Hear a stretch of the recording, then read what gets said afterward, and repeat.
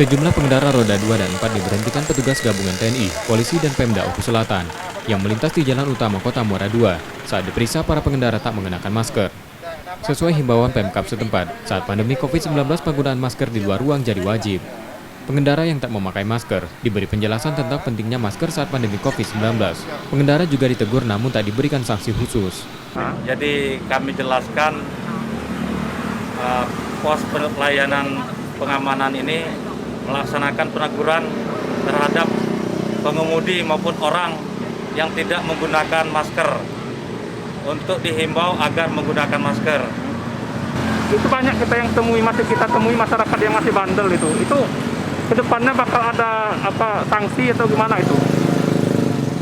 Memang dalam hal penggunaan masker apabila sudah menjadi zona merah akan dikenakan sanksi sesuai undang-undang dan hukum yang berlaku. Untuk saat ini sifatnya masih peneguran saja, Pak?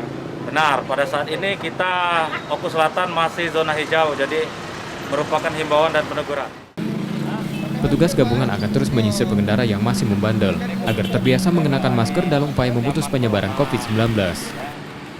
Setia Budi, Kompas TV, Ogan Komering Ulu Selatan, Sumatera Selatan. Zona hijau kalau ada zona merah, ada sanksinya, Pak.